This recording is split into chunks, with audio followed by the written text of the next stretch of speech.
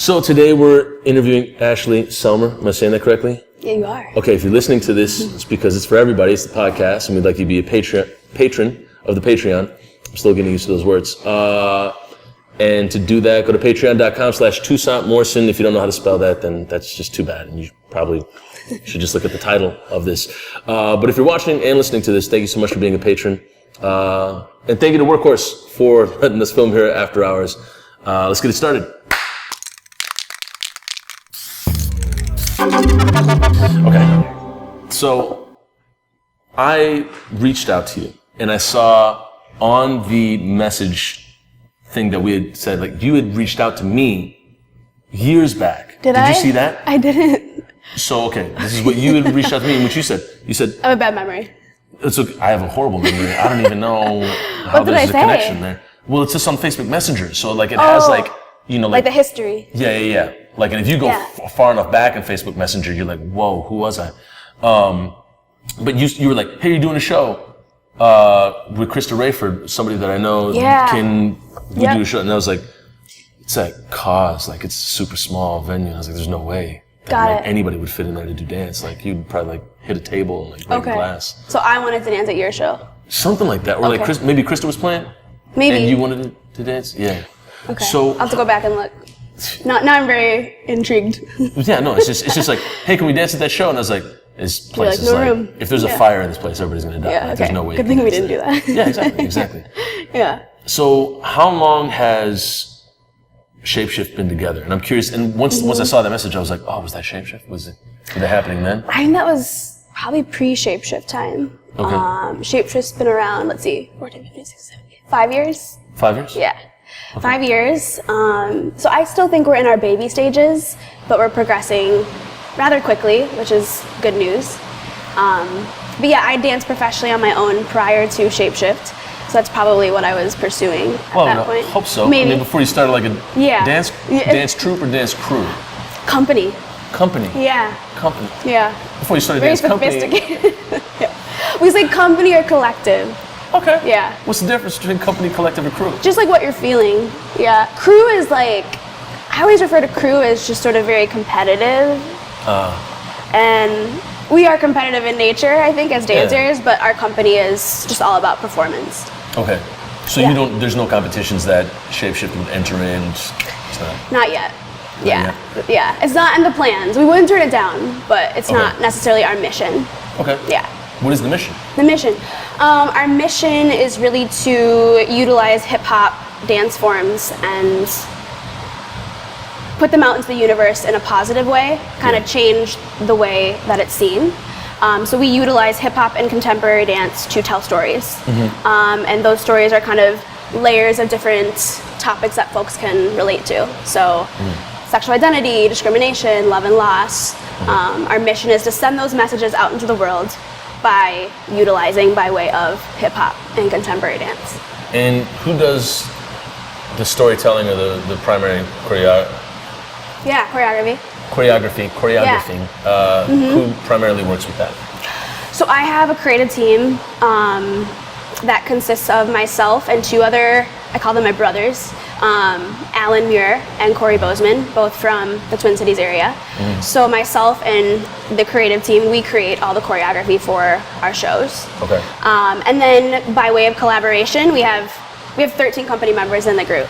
Wow. So we're always about getting folks in the mix, talking about what type of music they want, what wardrobe they envision. I mean, ultimately I have the final stamp of approval, but it's really a collective process. So you started it, or did you and your two brothers start it?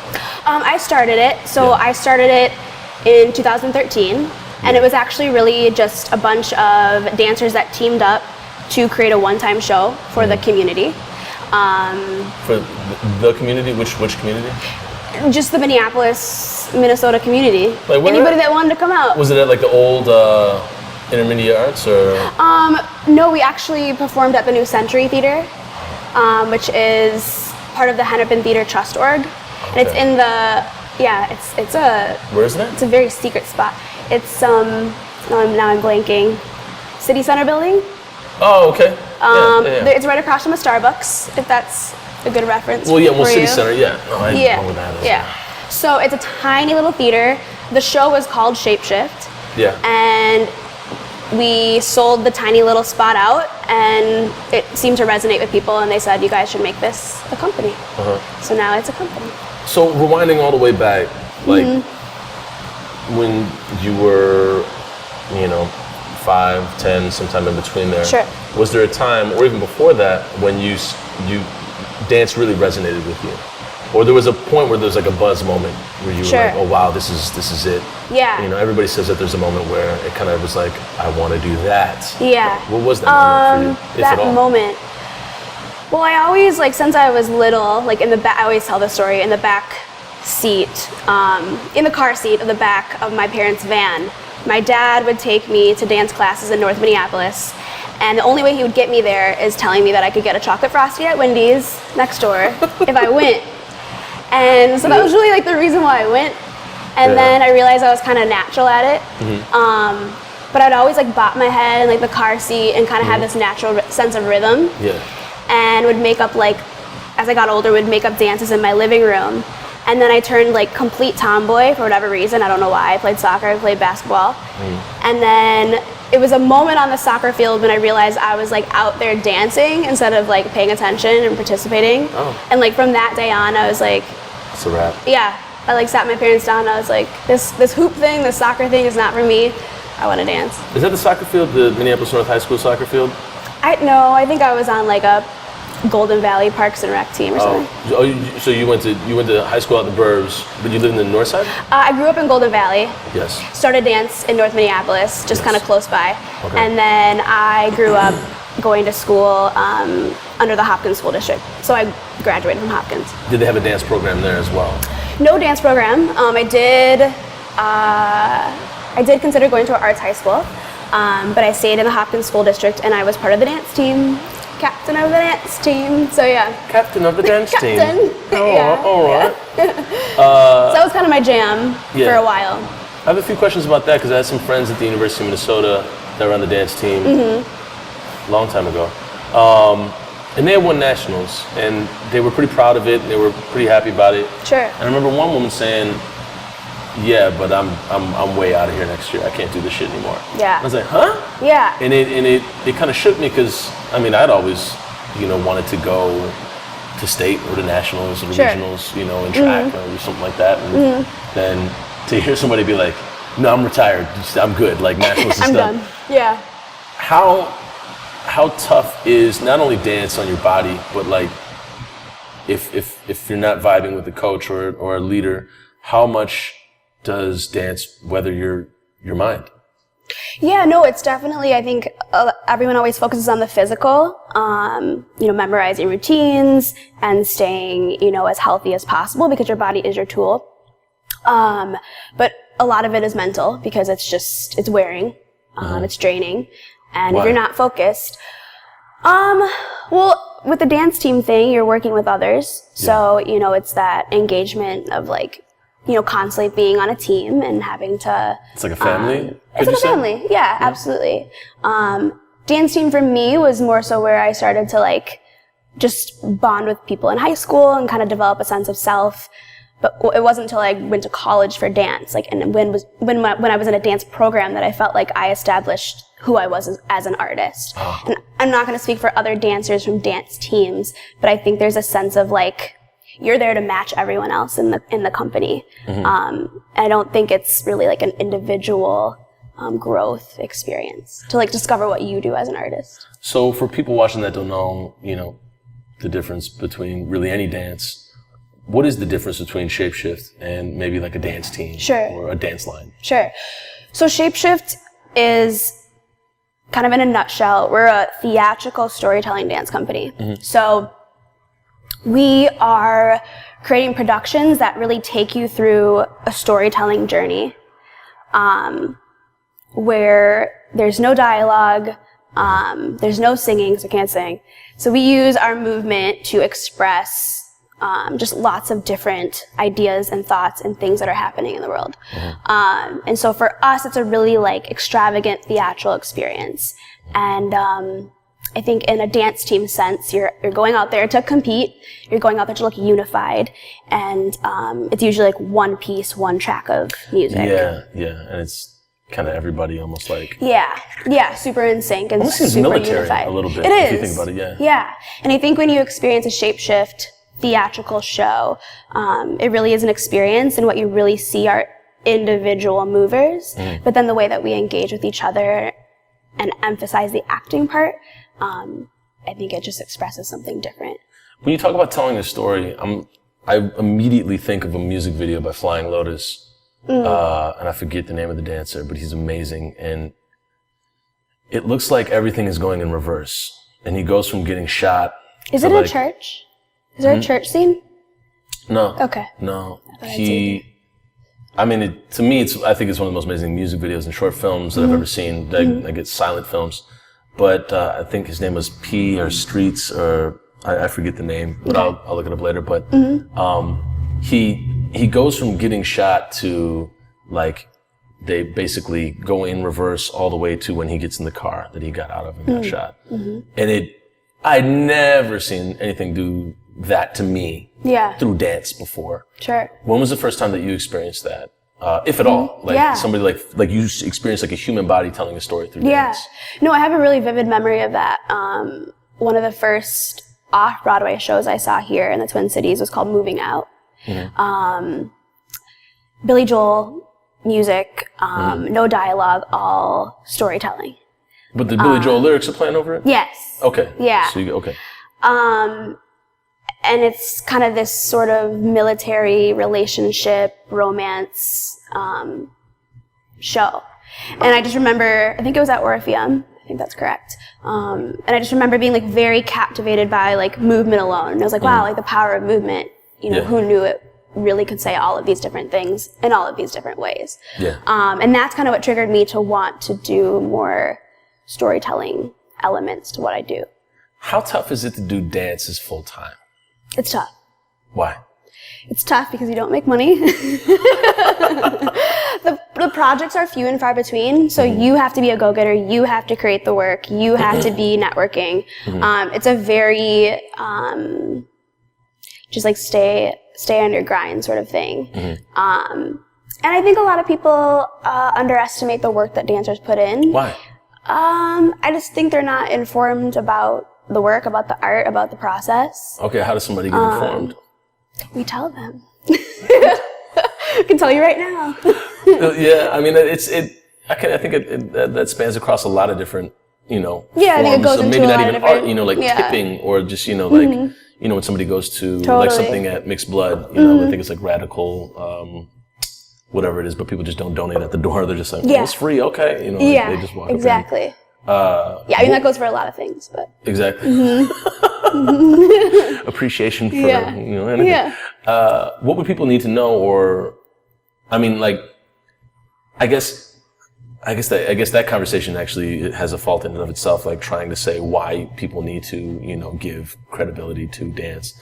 I think even asking that question might be a little insulting, but why do people downplay dance is the question. I mean, is it because it's not singing, it's not spoken, and maybe it's not like an actual like real-time language? I mean, it's kind of hard to say. I think there still needs to be a discussion about that. In fact, I was just talking to another dancer friend of mine, and we were saying like we should have some sort of dance panel, dance discussion, and really talk about like dance as a career and what it means and what it looks like and why we are who we are and just the value in it. But I think it's more so too because I think dancers get up on stage and they make it look, I must say, effortless. And so I think it just seems sort of like a fun like hobby and activity. But there's just so much work and process that goes into making what we do. Well, when we get more mics here and the budget goes up, we're definitely going to bring more of you in and then have a panel discussion. Let's do it, I would totally be down for that. And then you'll dance.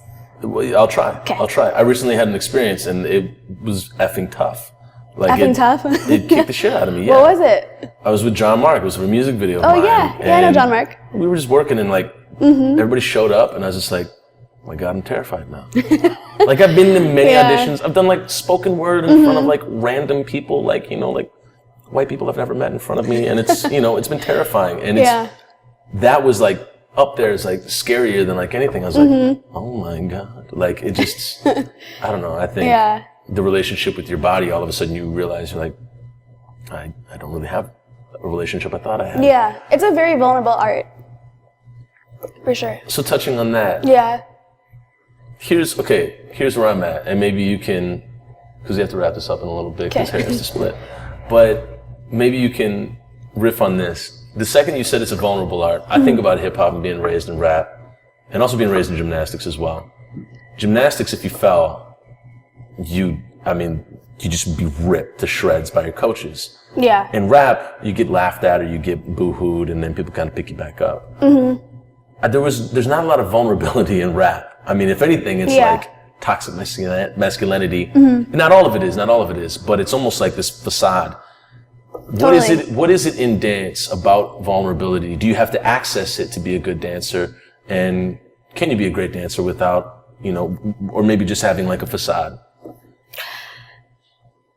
I think every dancer is different. I mean, I think some of the best dance you see comes from a vulnerable space because it's an honest space, and if you're not telling a story and making someone feel something, then you're probably not coming from a very vulnerable space. So to me, the best work comes from that like honest, transparent place. But every like dance performance is different.